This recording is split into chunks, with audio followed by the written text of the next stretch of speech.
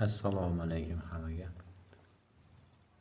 Demet tizimida ishlash va kompyuter savodxonligi bo'yicha navbatdagi test simulятsion video kontentimizni boshlaymiz. Birinchi savol: Find and replace qayerda joylashgan?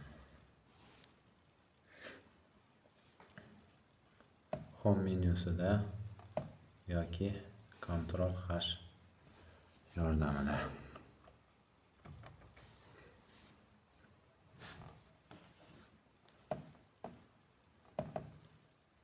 Mail merge funksiyasi qaysi vazifani bajaradi?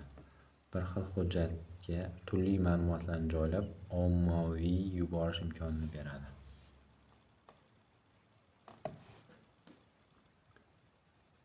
Page layout menyusi nima uchun kerak? Sahifa formatini chekka o'lcham orientatsiya usullari sozlash uchun.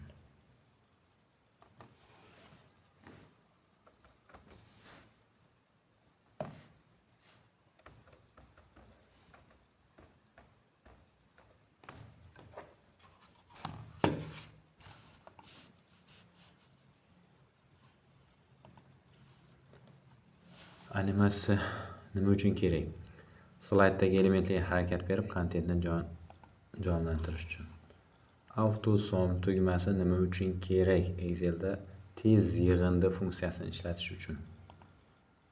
BIOSning to'liq nomi nima?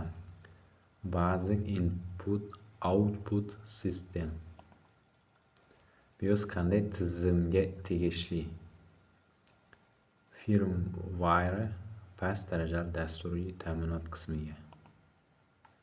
Bulutli texnologiya nima imkoniyat beradi? Internet orqali saqlash, ishlash va ilovalardan foydalanish imkonini yaratadi. Bulutli texnologiyalarda faylni saqlash uchun qaysi xizmat ishlatiladi? Google Drive, Dropbox, OneDrive. Chipset kompyuter nima vazifani bajaradi? Ona plata ichida komponentlar o'rtasidagi ma'lumot almashinuvini boshqaradi. Chipset. Cloud Backup tizimi qanday ishlaydi? Fayllarni avtomatik tarzda masofaviy serverga yuklaydi va zaxira qiladi. Cloud Computing qanday asosiy afzalliklarni beradi? Resurslarni osongina kengaytirish, xarajatni kamaytirish va samaradorlikni oshirish. Cloud texnologiyada scalability nimani anglatadi? Resurslarni CPU, RAM, disk oshirish va kamaytirish imkoniyati. CMOS batareya kompyuterni qaysi komponentni saqlab turadi? BIOS sozlamalari va tizimi soatini. Konditsional formatting qanday vazifani bajaradi? Ma'lumotga shart asosda rang, shrift va font formatini belgilaydi. Javoblarimizni tekshirib ko'ramiz. Javoblarimiz Xudoga shukr hammasi to'g'ri. Bitta narsaga hammamiz e'tibor berganmiz shekilli, ya'ni bu yerda quiz test tuzuvchi tomonidan javoblar bir xil bir javobga to'g'ri javoblar bir javobga joylashtirilgan. Random tizimi orqali test sinov o'tkazilganda bu javoblar bir xil nima bo'lmaydi, ya'ni har bitta savolda javobi har xil tartibda keladi.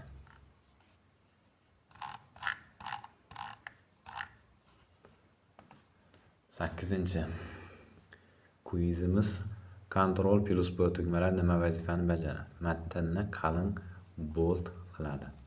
Ctrl+C va Ctrl nima vazifani bajaradi? Ma'lumotlarni nusxalash va joylashtirish.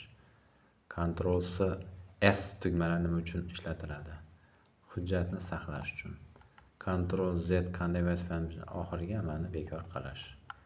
Data validatsion nima vazifani bajaradi? Ma'lumotlarni kiritishda formalar va qiymatlarni cheklash uchun. Direct Memory Access DMA kontrolleri nima vazifani bajaradi? Spusiz IO qurilmalar bilan xotira orasida to'g'ridan to'g'ri ma'lumot uzatadi. Dropbox qanday xizmat? Bulutli saqlash va fayl sinxronizatsiyasi xizmati. Error correcting code xotiraning asosiy vazifasi. Xotira xatolarni aniqlash va tuzatish orqali ishonchlilikni oshiradi. Elektron pochta nima uchun kerak? Internet orqali yozma xabarlar, hujjat, fayllarni yuborish va qabul qilish uchun.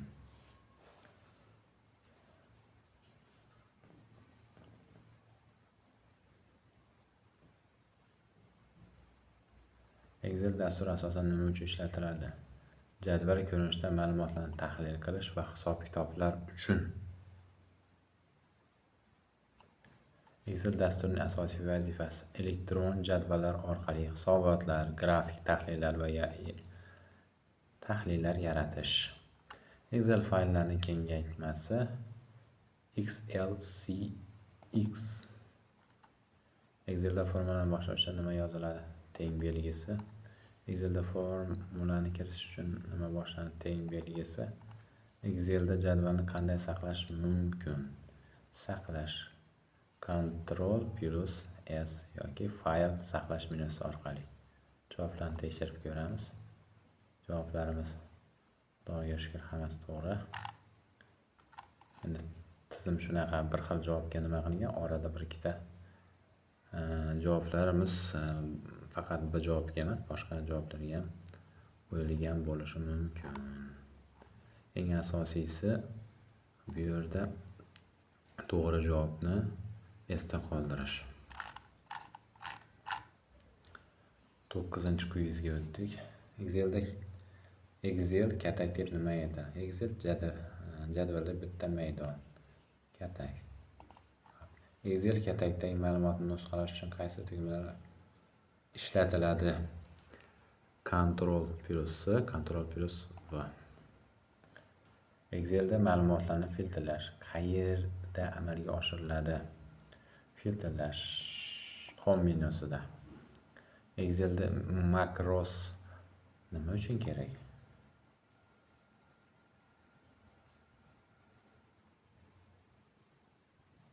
Grafik chizish uchun. Excelda sheet nima? Excelda sheet alohida varaqlar, tabs. Excelda ustun yoki xatoni yashirish qayerda amalga oshiriladi? Hid yashirmoq degan ma'noni bildiradi. Ingliz tilidan ustun yoki xatoni belgilang, o'ng tugmada hid. Excelda ustunlar qanday belgilanadi? A, B, S. Fayl tizimining asosiy vazifasi.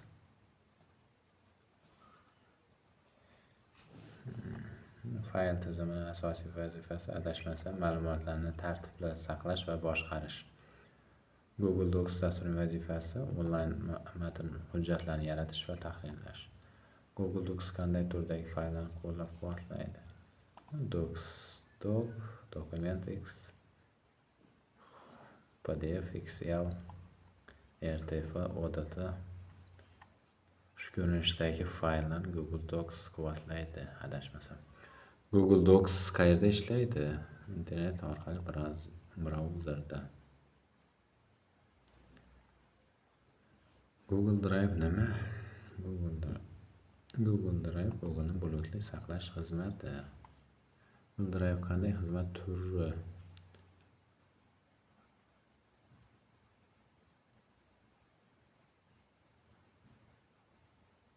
Adashmasam Software as Service, Infrastructure as Service.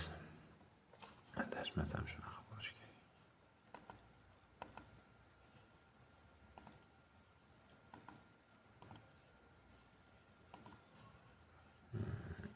Google Drive faylni boshqalar bilan qanday ulashish mumkin? O'ng tugmada Share link orqali ulashish. Adashmasam shu bor. Google Drive'da faylni o'chirish nima qilinadi? O'chirish uchun delete o'chirmoq degan ma'noni bildiradi. Adashmasam shu javob bo'lishi kerak. Tekshirdik. Ikkita xatolik bor ekan.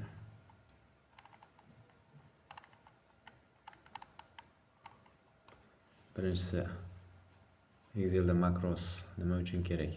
Takrorlanuvchi vazifalarni avtomatlashtirish uchun. Mana shunaqa nimamiz bor ekan. Ketma-ket. Excel'da ma'lumotlarni filtrlash qayerda amalga oshadi? Home menusi emas, data menusida ma'lumotlarni. Qayta tekshirishga bosdik. 15 ta javobimiz ham to'g'ri bo'ldi.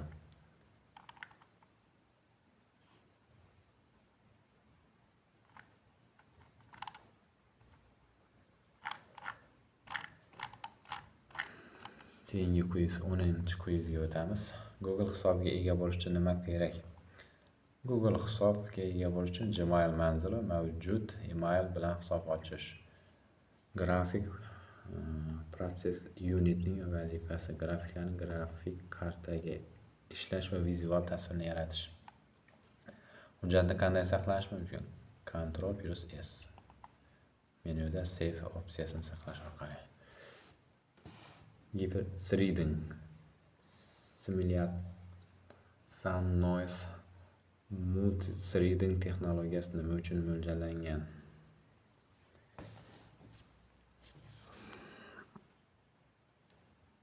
Bu ichida bir nechta threadlarning bir vaqtda ishlashini ta'minlash. Adashmasam shu javob bo'lishi kerak.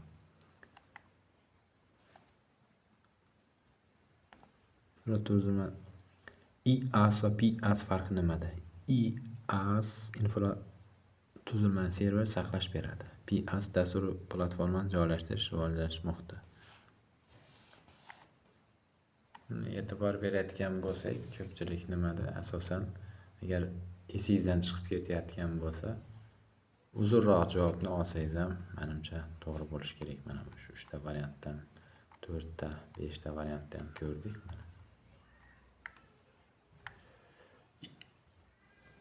If funksiyasi nimani qiladi? Shartga ko'ra farqli natijalarni qaytaradi. Indeks va mat funksiyalarini qachon ishlatadi? Jadval ichidagi mos qiymatni qidirish va chiqarish uchun. Internet nima? Global kompyuter tarmog'i bo'lib, ma'lumot almashinuv imkonini beradi. Internet orqali fayllarni saqlash asosiy afzalligi nima? Istalgan joydan va qurilmadan kirish mumkin.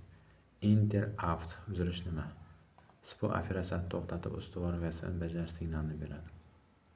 Kernel nima? Operatsion tizimning yadro qismi bo'lib, apparat resurslarini boshqaradi. Kursorni harakatlantirish uchun qaysi qurilma ishlatiladi? Sichqoncha klaviaturani sterilga tugmalari. L1 Cache qayerda joylashgan? To'g'ridan-to'g'ri sipo ichida.